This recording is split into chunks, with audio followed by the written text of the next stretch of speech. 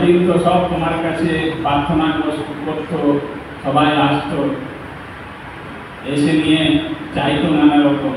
আর তো তোমার কাছে কেউ আসবে না, কেউ করবে না, এসে নিয়ে তোমার কাছে বসবে না, সরাসরি মুচকি মুচকি হাসছেন।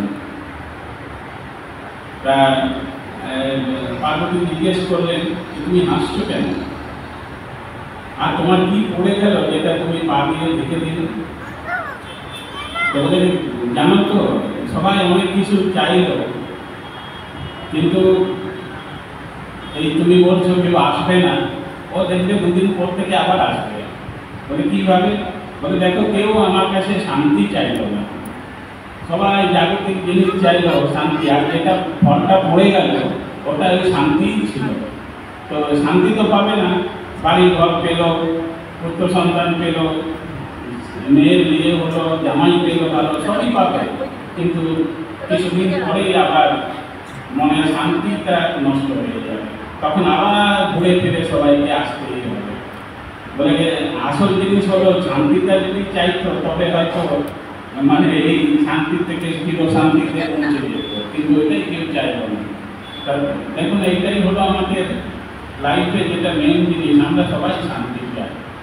আমরা কিন্তু এই ছোট ছোট সুখগুলোকে শান্তি করে ভুল করি, কিন্তু এটা কিন্তু শান্তি নয়, এটা কিন্তু সাময়িক জিনিস, একটা টেম্পোরারি জিনিস, যেটাকে আমরা পেয়ে ভাবি যে আমাদের সব प्रॉब्लम दूर हो गए।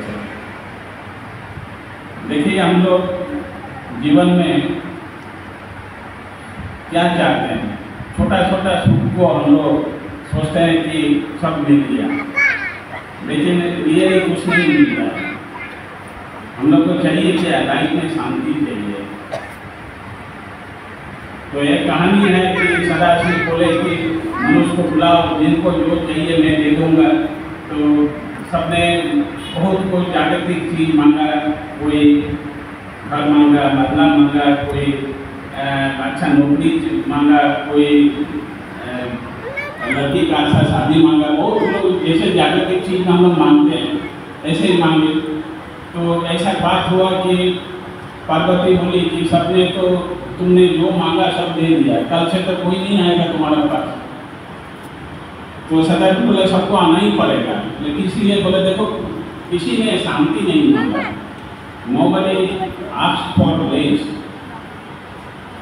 सबने क्या हुआ कि छोटा छोटा सुख मांगा, जो कि अल्टीमेटली शांति नहीं देगा, और सबको आना ही पड़ेगा।